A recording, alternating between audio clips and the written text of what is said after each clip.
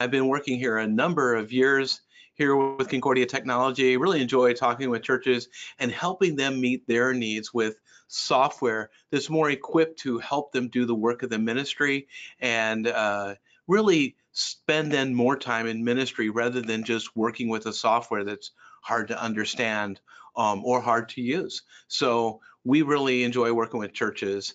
I'll be the one that will be doing the introduction to the webinar, and then I'm going to be handing this over to my friend Ken Olemeyer. And Ken is a senior manager here in marketing at Concordia Publishing House. I'll let him tell you a little bit more about what he does and his role here, but he'll be the one that's walking us through the actual software itself. Now, a little bit of housekeeping as we begin. We will have approximately 50 minutes for presentation. After that, we'll have 10 minutes for questions at the end if needed, but you can certainly ask questions all throughout. And you can do that by putting your questions in the question box in the GoToMeeting box that you have there as you've joined the webinar here today. So I want to encourage you to do that, and I'll answer those questions. Now, there are always some folks that signed up for a webinar but could not attend for one reason or another.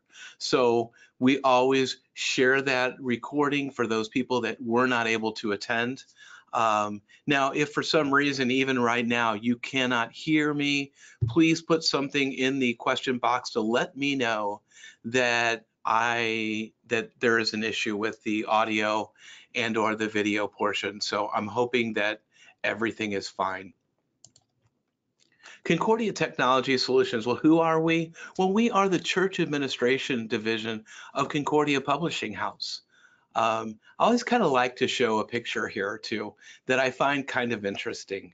Now, this is a booth from the 1904 World's Fair. The World's Fair at that time on that year was hosted here in St. Louis.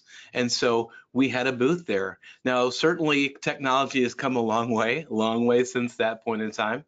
And we like to think that we as a publishing house have also developed and continue to develop ministry resources for churches to help equip them. And so that's what we're doing here today, but I find it interesting. We have been around for quite some time, even back in the 1890s is when the publishing house first came to be.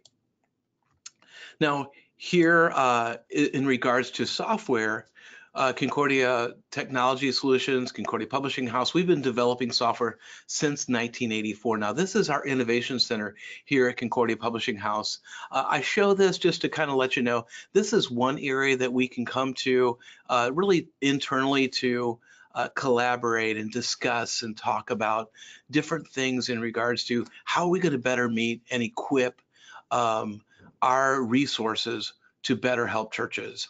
And for us, it's technology, it's software that we're talking about whenever we're meeting and discussing things. Now today, we're going to be looking at Church 360 members, or I'm sorry, Church 360 Ledger.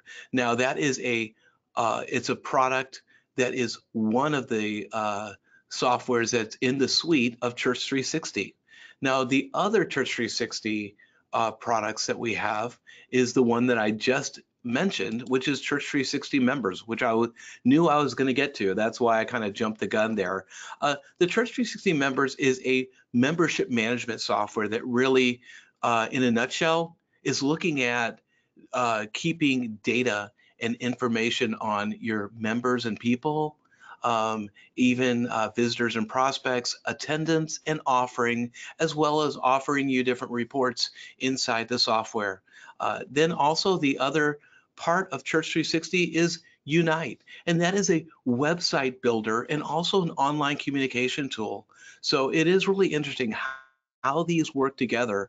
And certainly if there's other interests that you might have, you can feel free to get in touch with me. And I'll put my information there on the screen later on too, so that you can write that down and have that so you can contact us for additional questions. Church 360 Ledger is what we were going to be talking about here today. That product and software really is something that we have developed, one, to be intuitive. Um, and One of the things that I like to talk about is that it's intuitive for the user. How is it intuitive? Well, it's intuitive in the way that it is talking about, or it helps you to really know what to do because of the software and how it's developed. It's easy to use. It makes sense. It's also secure. Secure meaning that the website is secure. The backup that we do helps make things more secure and give you more confidence in that. And then also you can set permissions each user that comes into the software, and it's focused. How's it focused? It's focused on the needs of churches and how are churches, what do they need to use the finance for? And we've developed this so that it's easy to use, but it's also focused on how churches do accounting. Now, a few assumptions that we'll have today as we even look at the software itself. One, that you have a familiarity with church finances. You've probably done some things related to that, or you wouldn't be in this role or wouldn't be even attending this webinar here today. And another assumption is you're probably new to Church 360 Ledger. There might be some that are attending that already have some knowledge of it, but a lot of people may have no knowledge of it or very limited. Another thing is you're extremely busy. So we want to be aware of your time and use our time wisely here today. Now, one of the things that I like to talk about too, as we talk about the Church 360, we realize that church finances is a difficult topic to even talk about in regards to churches, because we want to be about ministry, not about money. But we do, in a practical sense, have to talk about some finance issues and regarding money. And we realize that that's a difficult topic, and every dollar that has been given, it's been donated, and every donation that's been given, it comes from the heart of those that have given that money. And that makes stewardship critical, how we use that money. So it also makes accountability absolutely critical as well. And we want to be accountable and good stewards with the money that has been given to the work of the ministry that God has put us in charge of to be responsible for. One of the things that we've done as we develop software is we want to make sure that, one, the software is preventing or helps to prevent the ill-intentioned from doing wrong. We realize that there's very, very few that would ever do this in regards to that, but sometimes we do hear of churches that have had an individual like that, but we know that it's very, very, very few. But we want to make sure that the software is equipped to give you that type of audit trail on that. And the other thing we want to do is help to prevent the well-intentioned from making mistakes. Now, how do we do that? Well, we'll talk about that too, how that is done in the software. But that's the majority of folks that are using software and are in this role. They don't want to make a mistake. And that's where Church 360 comes in here and helps you in that way. We're going to be talking about that. In fact, what we're talking about in regards to transactions today is directly related to what you're seeing here, preventing the well-intentioned from making mistakes. That's what some of the transactions and how you do them, it's going to prevent that. Well, also, in regards to a congregation, how do we make sure that we don't make mistakes? Well, each church is going to have someone in that role of the finances. Now, some churches might have a volunteer ministry treasurers. Others may have a paid finance coordinator. Others may have a elected church treasurer or even an elected finance board as well. So Church 360 Ledger was designed to increase accountability and also was designed to prevent mistakes, as we talked about.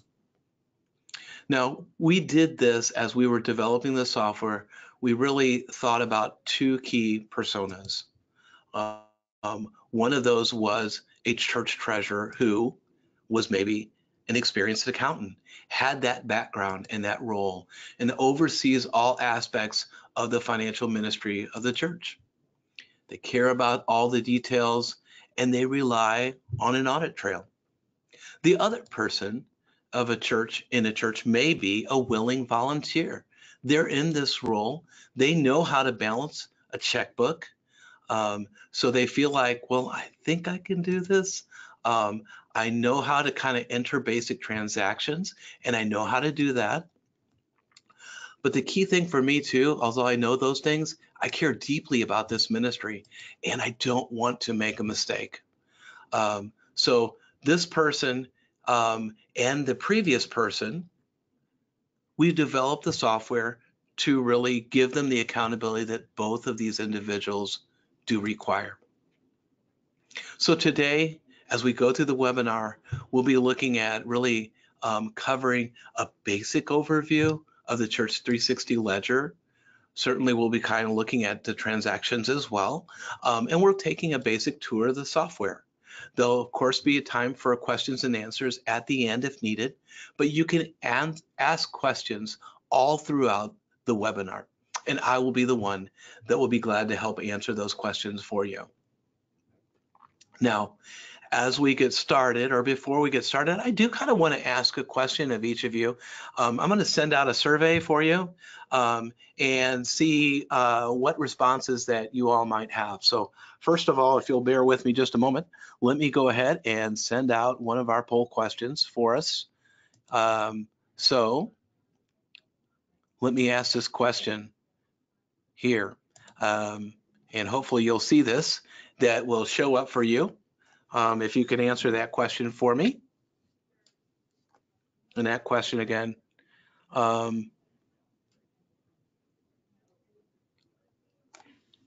So we'll wait just a minute and see what answers we get here. All right. I think that we've got everything here. And it is interesting. I think most of our folks here, everyone here really are people that are not using Church 360 at all. So that's fantastic. And I'm going to close out that one. And so with that being said, we're going to go ahead and I'm going to go ahead and skip over to, and I'm going to share my screen and change the presenter over to Ken. I'm going to let Ken take over from here. And so let me change this over for Ken to be able to take the lead here in our webinar. And I'm going to show my screen now, and I want to thank everybody for coming. As Dave said, my name is Ken Olemeyer, and I'm one of the senior marketing managers here at Concordia Publishing House. And thank you for taking the time to do this today. I hope that it provides a good overview of what we hope to accomplish with Ledger. As Dave said, he's been working with this software for many, many years. I'm still relatively new with some of this software. And that's really why I want to show it to you, because I'm a marketing guy. I am not a financial guy at all. I'm not an accountant. And I love that we talk about this with either those experienced accountants or the willing volunteers. And I would think of myself in that willing volunteer category, because there's always something to be doing at the church, and we need those volunteers. So Ledger is so easy to use and so powerful that for a volunteer, it really would be something of help to them. So we want to show you how this works. And in my job, I get around and I talk with a lot of church leaders. I talk with pastors, I talk with directors of Christian education, I talk with teachers and different lay leaders and elders, etc. And one of the things I hear constantly over and over and over again is we just don't have the resources to be able to do certain things we want to do. And how can we keep our church financially sustainable so that we can be involved in different ministries and other things? Well, I think we've got a great resource here to show you with Church 360 Ledger. Uh, and we're going to look at the software from a 30,000 foot view. We're not going to be able to get involved in everything today.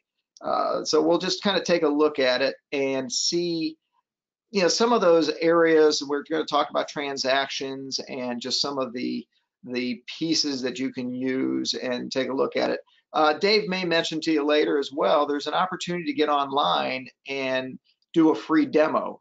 And I'd highly recommend doing the free demo because that way then you can get involved in it and play around with the software and learn some things and see some different things. And that might help you as well. So we're going to show you how simple it is, and more importantly, how automatic everything is for you. And the whole idea of using any type of software is to make it easier for you so that you're able to do other ministries. And especially if you have those willing volunteers that have this heart for it, you want software that's going to be easy for them and have that accountability, have those paper trails and things of that nature. So, unlike other software where we have a lot of manual input, a lot of Ledger's power is really all the behind the scenes and somewhat foolproof that is there to help you. So it's a lot to cover, and we're going to jump in right now. I'm hoping everybody's seeing my screen properly. I'm looking at the screen view, and it looks like it should be okay. If there's any issues, though, please let Dave know in the chat section as well. So when you sign into Church 360 Ledger, this is the view you're going to see. This is the opening screen. And again, from a marketing guy perspective, this is a lot of information. You see all these numbers and the dates and the payees and the accounts and all this type of stuff. But this is why it's so effective to have all this as a snapshot. Now, the first thing, and let me just walk through some of the areas of navigation. The first thing you see up here is the $sign, and that's your home screen. You click on this no matter where you are, and it'll always take you back to this home view.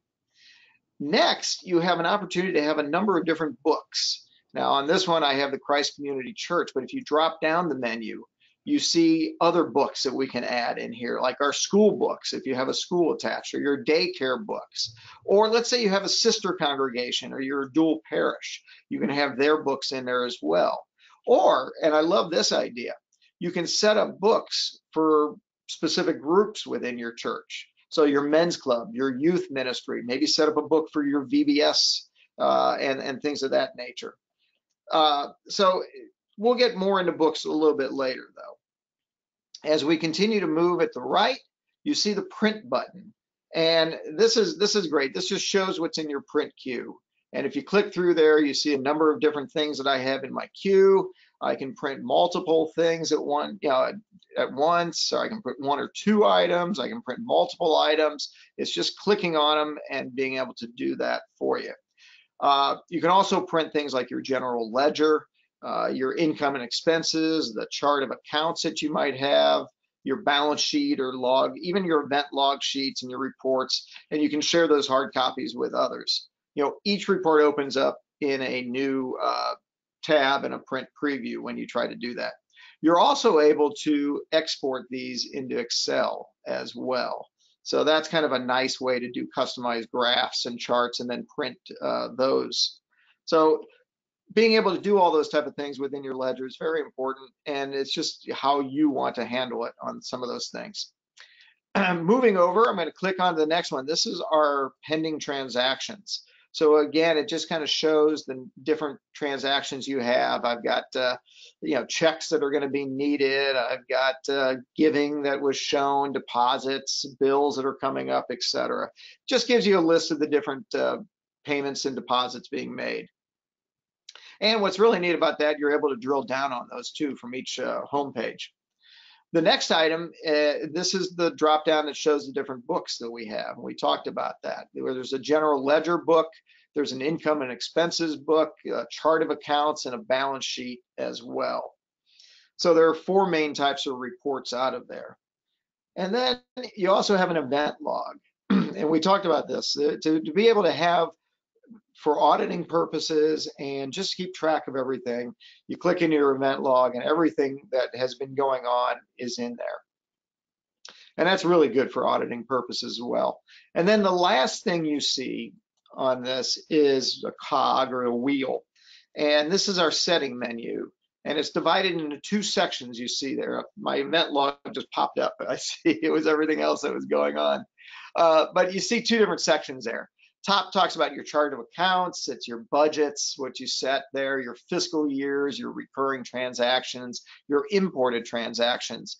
And then we have some other things like your general settings and the different users that you can assign to Ledger, the roles that you can assign to people, the different books, the different payees, things like this that you can set up. And I'm just going to click into payees, and it just shows you a list of different payees. What's really great with Ledger too, and you'll see this throughout any of the Church 360 suite of products, is the search capabilities and being able to filter in here. So I'm just going to try something here. I'm going to say trash. So I just typed in TR, and Allied Trash and Recycling popped up, as well as some of the other things that have TR next to it, like Union Electric or Ameren Electric, Construction, U.S. Department of Treasury. Final thing on the top here that I do want to go through is your personal settings, your user settings. This is where you can get your email, your user settings, your email, your password if you need to do something else. All of that's pretty basic. Most software has all those type of things in it. Last thing, and I'm just going to go back to the home screen here, and I mentioned the OmniBar. This is where you can just search for many different things. So if I want to just type in assets, I can click into there. It takes me right to it. Let's say I want to go to deposits. Spell it right. Yeah, that's not coming up there, but again, let me just get back to home, or it will take me to different like checking. I can go straight into that. This OmniBar is just really nice because it will bounce you around to whatever you want to see and get a snapshot right then, and not have to try to wade through a lot of different menus and different things like that. Click through there. The other thing that's nice too is this drop down, and it shows new transactions. It also has transfers, deposits, payments, checks, journal entries that you can make. And we'll cover a lot of those in depth a little bit more later. And then finally, just this dashboard. You know, the entire program provides a glimpse for you to dig down a little deeper at each level. You know, if I clicked into any one of these, it will take me into the information that is relevant to that. We go back to home. And then one final thing, and I love this, especially as a volunteer in this, when I have questions, when I need information, there's a circle I button here down in the right hand corner. You click onto that, it opens up a search help articles bar that you can search for specific questions you might have, or it may have some suggested articles already included in there. And then the last thing I really love on this is the ability to send a message. You know, one of the things with CTS and with Concordia Publishing House itself is we're always here for you. If you have questions, if you need answers, please give us a call or send us a note. This gives you the opportunity to type in a subject line, provide as much information in detail as you can for us, and then you can send that to us. And this will go to your support team, and they'll be able to answer your questions. And if you have contact information you have, they'll be able to get back to you. You can also always call us at this number, 800-346-6120, and you can talk to one of our support team as well. So the whole idea of any type of software is to make this easy for your volunteers and for those of you who have maybe a paid staff position in ministry, is to make this more convenient than it may be the way you're doing now. And that really just frees you up to do more ministry. So let's take a look at some new transactions and just what we can do on that. So I'm going to click on new transaction, and let's make a transfer. The transfer screen opens up, and again, if you have any experience within accounting, this looks very familiar to you. It can, and it's just where we're moving dollars back and forth between accounts. And these can only occur between asset to asset or liability to liability. an income to income, or an expense to an expense account. So first thing we can do is go in here and enter, and I say that, we can just go in here and enter a memo in here. And that's optional. You don't have to put a memo in here, but it may just be a nice note for you to remind yourself. Then you have the date, and this is pre-populated for you, or you can go in and change the date. So if this is something maybe you're coming back to and you wanted to put a corrected date in there, you can go back in and change that, but it is always pre-populated for you. Then you note the account names that come up. And let's say I want to put this into my building fund. So I can do that, and then you just type in the account or the amount. So let's say $500, and you see that over there. And I'm going to put that into there, let's say.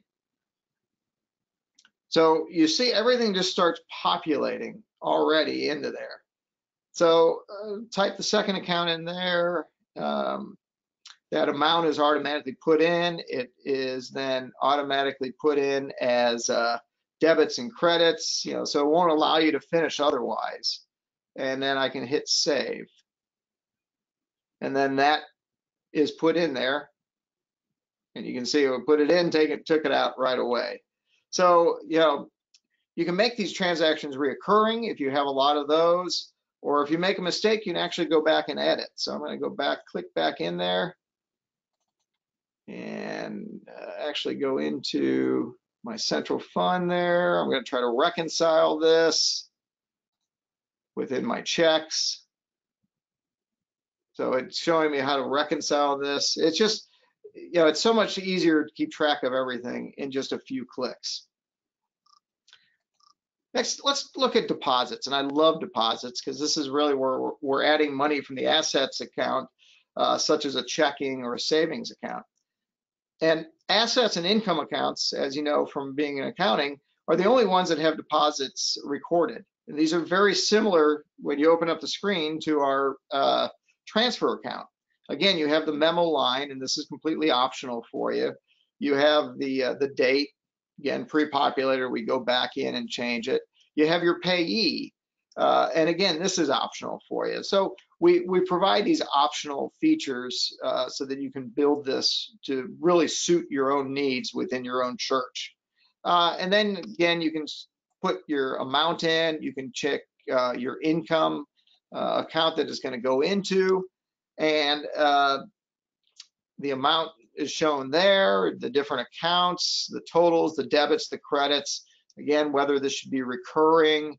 And we save this, and you can go back in and edit these down. So let's try something here real quick. Let's just say memo is youth fundraiser on that date, and the payee is,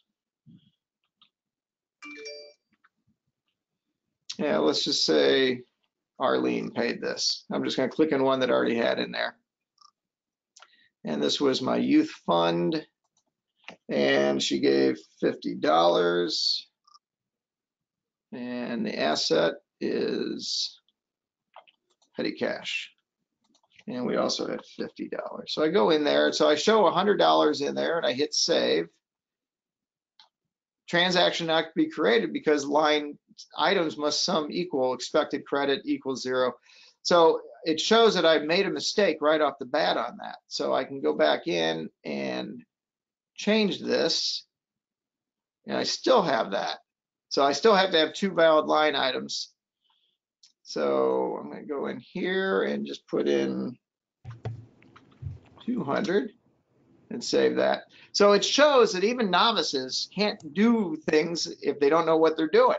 So we go back in, you make those corrections, and if you're the financial person, you can go in and make these corrections and do all that automatically for you. So you don't even have to worry about that. You can go back in and void and copy different things as well. Another transaction is our payments.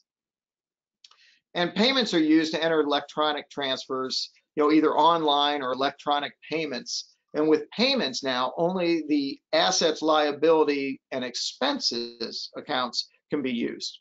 So there's a lot of similar process to the other ledger transactions you saw. Again, you can record this, you can edit it, you can void it. It allows you just to have it right up for you. I'm going to click out of there and not go through that. And then last thing, checks. This is when we really want to start doing those printed checks that we're going to be doing, the paper checks. Or let's say we get a lot of checks in that are handwritten checks, we can record our checks through this process. So let's do an example here. Let's say we are going to be writing a check. We're picking up some new hymnals. New hymnals. And we're going to do it on our date. And the payee on this one is, let's pick them up from Concordia Publishing House. So we're going to pick them up from Concordia Publishing House. Our check number is 12568. And then asset, this is unrestricted from our central trust checking. The amount is new hymnals. Let's say we bought $200 worth of new hymnals. The expense goes into our ministry expenses. So actually, let's call it an office expense since I just clicked on that. I was going to show you if I click through here. Here, let me just get rid of that. I don't want to see if I start typing in ministry, it automatically feeds it up. So I'm gonna do ministry expense. I'm going to hit save. And then you see I've added it, the check has been added in my print queue. So I'm just gonna go back to that, do the print queue one more time. So here's a check for new hymnals. I'm gonna hit print. And you can see that it will print out in the forms that I have for my paper checks. All right, the last thing in there is journal entry. So let's take a look at journal entries. And here's where you can kind of make some of those corrective entries. Again, as a type of guy who does this, I would be making mistakes all the time. So I need to go back in there and correct those journal entries or correct things. If you're trying to balance your items, you might notice a payment or another transaction is off by a few dollars. And you can do all the journal entries to change the account information. Or it may even just be they have bank fees and interest payments that you want to put in there and make sure that information is taken in there. These journal entries can be used for any type of account types that you have, any and all of your account types. So again, very simple memo that you can add in here. You can enter the date. Again, go back and forth with the dates. The payee, which is optional for you. And then you can go in here into the accounts, maybe the first account, then the second account that you're going to put in there, you can add those. You can correct the debits and credits and then save. And then you can also do things like edit, void, or copy these as well. I'm going to click off. You notice I keep going to the X button. That just is what clicks off of this, and it takes you back into your main screens. So I'm going to go back into our dashboard here, into our home screen. And you also see I mentioned the exporting to Excel. You can export this into an Excel file. And again, these are great if you need to provide printed documents or you want to keep that track going. I'm trying to see if my Excel is opening up. If I were to export that. But yep, my Excel is opening up in a different window, so I'm not going to worry about that. I'll go back into this. One thing too, when you click on this drop-down menu in the home screen, you see the dashboard views. So when I click down, you see, then I see a quick dashboard of my assets, my liabilities, my income, my expenses. And if I wanted to do a deeper dive on any of these, all I have to do is just click right into it. And that then shows me the deeper dive into it. And I was trying to export again. Oh, there it is. What it's doing, I'm sorry, it's opening up, it's exporting it and opening up down below, and I didn't catch that. So I'm going to drag that. So there you see my exported document as an Excel document. These are really nice just because you can then add and edit these and format these as you might need. Maybe you need some reporting for the church council or something like that. You can go back in and do that, or maybe it's a voters meeting. Also, if you drop down, you see the different years. So I can do reporting based on a specific financial year, or I can do different quarters. I can go in here and do specific months. I can even go in there and set a date range as well. So very convenient to be able to show these your financial situation just at a glance. So I'm going to back out here, and I'm going to go to, let's go to general ledger. So I'm going to open that one up. Now in this one, I don't have any transaction history, but there's a lot of different ways that you can customize this as well. Again, you can pick the date. Oh, I know why I don't have any, because my date was, I was picking a specific date. There I go.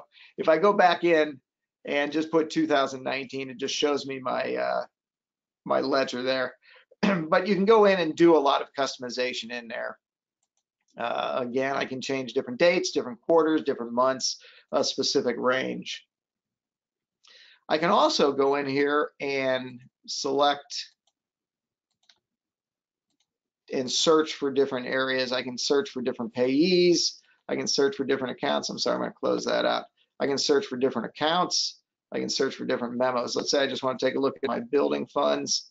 I click into that and all my building fund opens up, and I can get a quick overview right now of some of the things. And we had repaired basement steps. We had to fill cracks in the parking lot. We had Sunday offerings. I mean, these are all day-to-day workings of the church that we deal with. And, I tell you what, the work that the people who worry about the books do is so important to making sure that the church runs smoothly. So thank you for that. And again, I can go in and Excel and print. Just go back to home, check that my dates are correct right there. I just want to look at income one more time. Again, this gives us a look for, provides a summary of the income that we have, the revenue, the offerings, the interest, the rental income, et cetera, and our expenses as well. If I were to go into our expenses. Oh, I need to go there into my expenses. And these are things like the spending that we do, the salaries, the materials, as I said, some of the jobs that we have to do, the expenses that we have. And we can do this by account. And we can display the breakdown by actual versus budgeted expenses. So we see things like our support staff, our church expenses, our miscellaneous. I go back to here. I'm back in home. Let me go back into income and show that for you.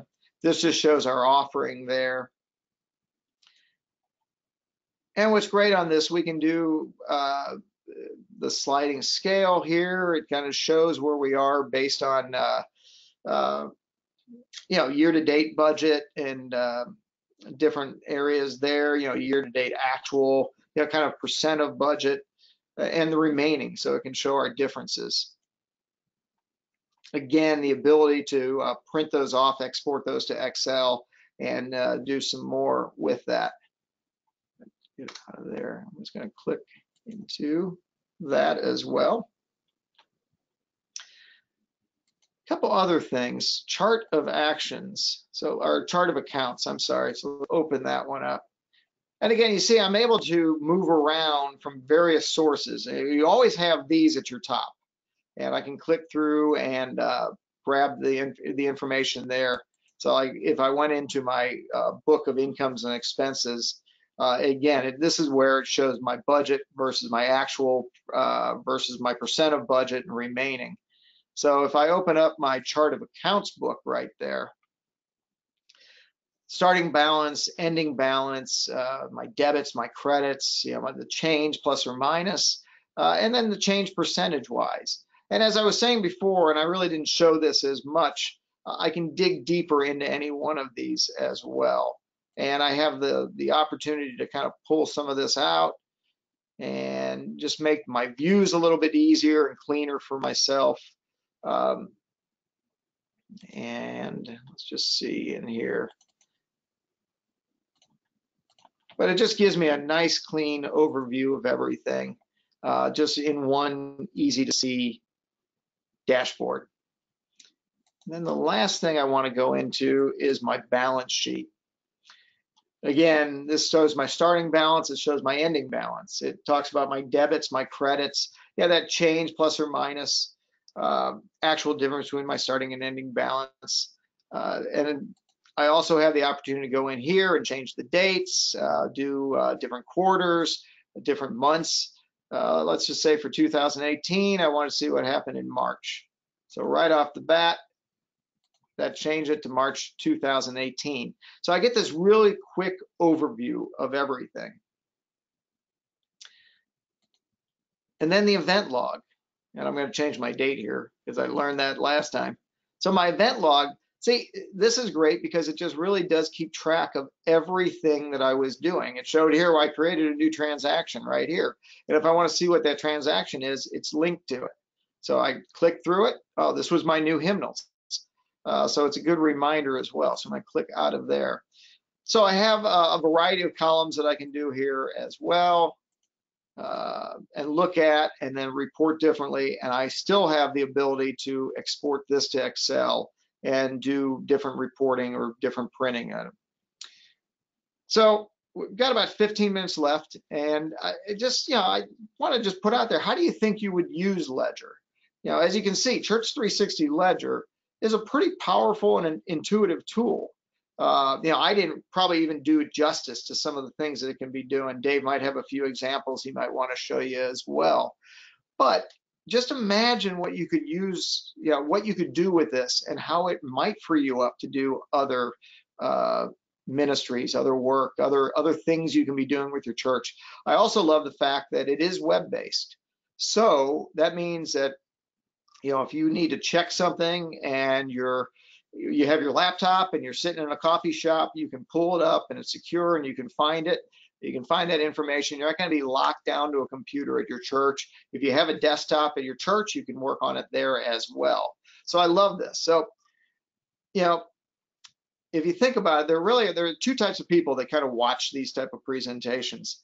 They're the ones who take the time to watch a presentation and do nothing and just keep using the same old tools that they have, and they always keep getting the same results. But I think there are those like you who watch these type of things and then put into practice and begin to see immediate results. And that's why I really think this is a great time to try that 37-day free trial. And just start using the software and see if it might be something of value to you. Now, I said 37-day, and I'll let Dave kind of explain why it's a 37-day trial. But I think you can see there's so much you can do with Church 360 Ledger. And this overview just starts scratching the surface. If you have questions, and I hope if you've had questions, you've been able to put them into the box and let Dave start to answer those. But if you have any further questions, please give Dave a call or Stephen Jenkins a call or myself. Contact me and I can put you in contact with the right people as well, or our support staff. We are here to help you and to show you the value of using this type of software. Dave also mentioned Church 360 members and Church 360 Unite. Let me just put a little bit of talk on those. Church 360 members is just so convenient. And all these software packages talk to themselves or talk to each other, so that if you're doing something in Church 360 members, as far as putting your offerings in and things like this, it will work with some of your Church 360 Ledger. You'll see that in the Church 360 Unite, which is our web development software as well.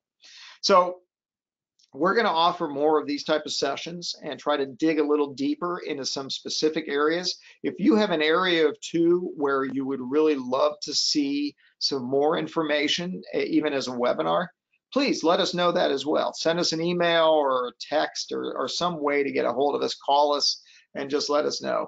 And I want to thank you for attending. And I'm going to switch this back over to Dave to help maybe answer any of the specific questions, or maybe Dave, if you think of something that I just glossed over too quick and you'd want to go a little deeper into it, I think we've got some time. But again, we want to be very conscious of your time and the time that you're taking away from your job. So we want to be sure that we answer your questions, and we may even try to get you out a little bit early today. Who knows? So Dave, I'm going to switch this back to you if you're ready.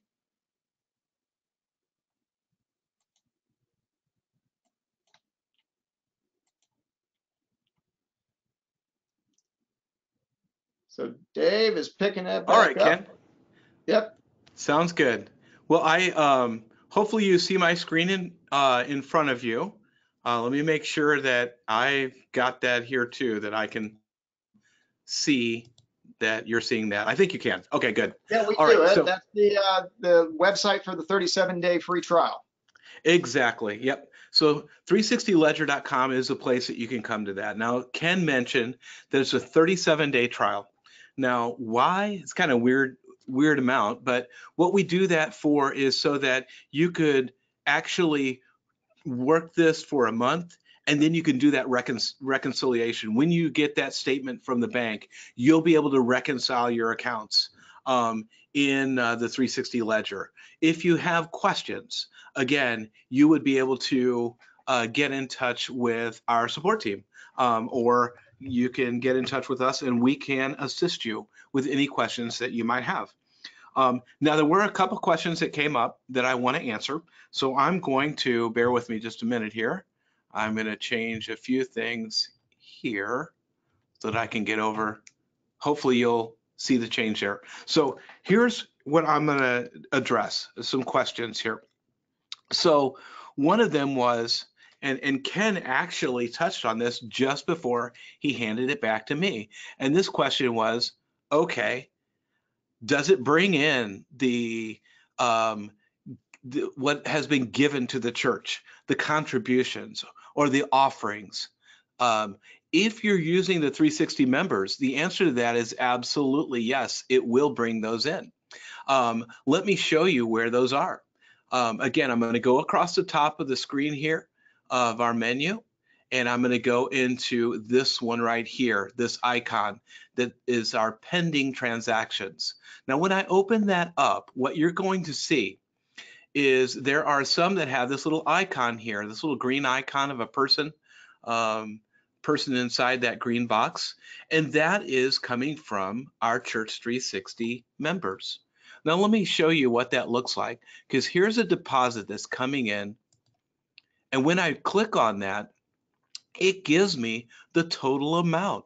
Now, this is the total amount that's been given. Now, I don't know as a treasurer who gave that. And you know what? I don't need to know. But what I do need to know is the breakdown of how that was given.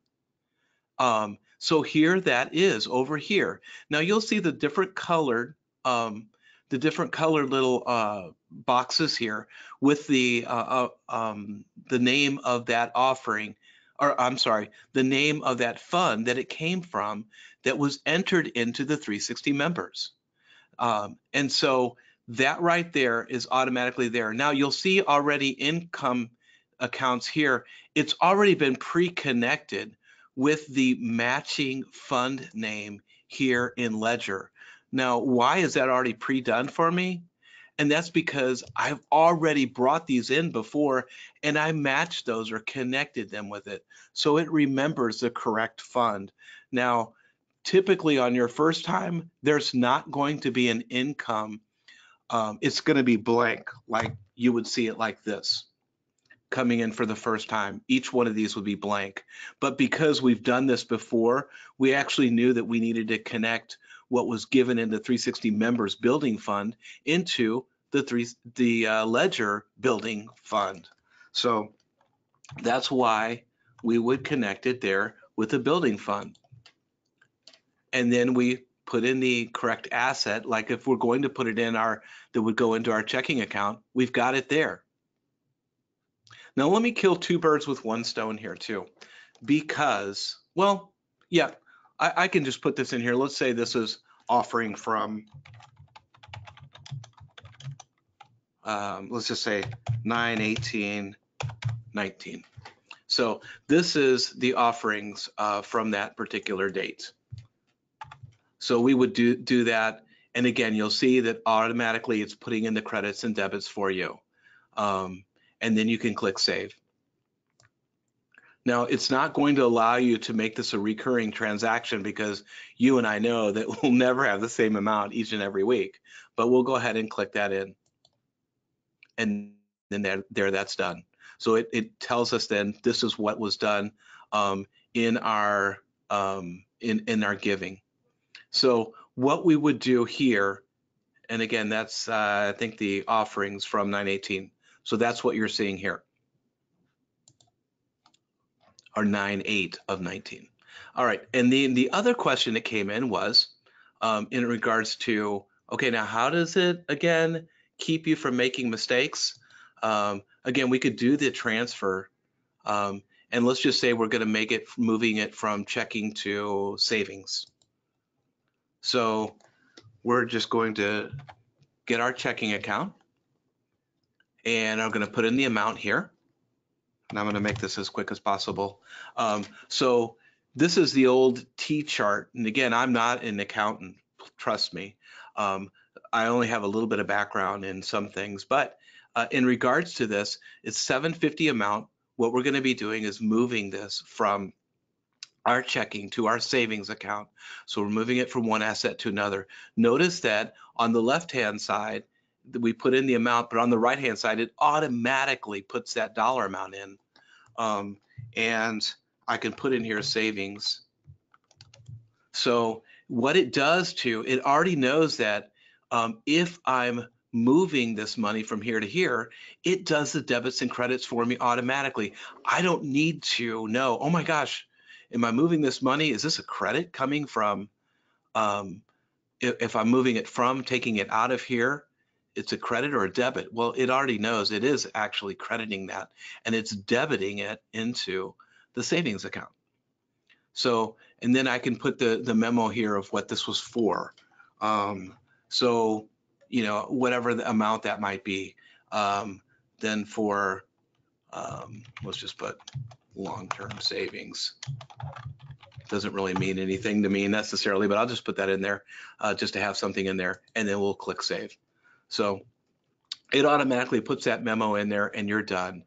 Again, Ken mentioned this, but you can do absolutely everything if you're used to it, doing a journal entry. But this is where you need to know properly, okay, now I'm doing the same thing. If I'm taking money from something, I need to know whether it's accrediting it or debiting it. Again, you can do that here, knowing that it's a dollar amount and you'll put it into savings and you'll be doing it like this way. And then saying $600. Now, if you did only $600, notice that if I tried to save that, it's not going to give that correctly for me because I'm $150 short. Now everything's in the green. So before, when it appeared in the red, it was not matching. Now that it is, credits and debits matching the old T chart, then you've got everything good to go and you can save. The other question was, can we put it in multiple, transfer it and put it into multiple different same asset accounts? Yes, you can. You could do that. The other question was, let's see. Oh, budgeting. Can you budget within the Ledger tool? And the answer to that is absolutely. You certainly can do budgeting. There is a budgeting tool here, and you can budget within Church 360 and use that as a budget. So that, I believe we would have that in the in our settings area, and you can go into budgets here.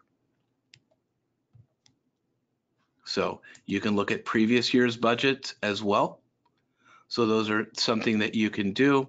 And you can even budget for the following year, as you can see here, with 2020. So you certainly right now, most of us in church, you know, in our church work, we're already looking at 2020. We're getting people to say, hey, what would you like to have, you know, or what do you need for 2020 as far as budgeting purposes, and then we do the best we can with resources that we think we're going to have. Now you can also see if you're in a given budget, when you click into some of these things too, you'll be able to see what your previous year's budget was and the previous year's actuals. So that gives you an idea, helping to better budget for what you have for the following year. So, all right, let me check to see if there are any additional questions that we have. Other than that, I think we're going to be pretty good with things as far as answering all the questions. And I think we're good with everything there. So, oh, and I apologize, I didn't really have my screen on here so you could see me as well. But I do want to thank you so much for attending today's webinar, Church 360 Ledger. I do want to go ahead and put up my contact information here. So let me get that back here. Bear with me just a second here. Hopefully that will come up. Well, I thought it would. There we go. So here's my here's my contact information, the Church 360. Again, you can go to 360ledger.com to start that free 30-day trial. Want to encourage you to really do that. There is my contact information. I will be glad to answer questions. You may be, you know, there is possible that you might work with another sales representative from us named Stephen, if he is a person that works with those that are in certain states. If you fall under mine, I'll be certainly glad to talk with you further about that. Again, thank you so much for your time that you spent with us today. And I want to thank Ken for walking through the software as well. And if that's all we have in regards to questions, I'm going to double check that one more time here. I think that's good. Yep. So I just want to say thanks as well. So thank you everybody for coming. Yes, yes. Hope you all have a wonderful, blessed day, and blessed Sunday services as coming up here in a couple of days. And we're going to sign off for now. Thanks again. And let me encourage you, 360ledger.com is that place to go to start that 37-day trial. So God bless you all and have a wonderful day.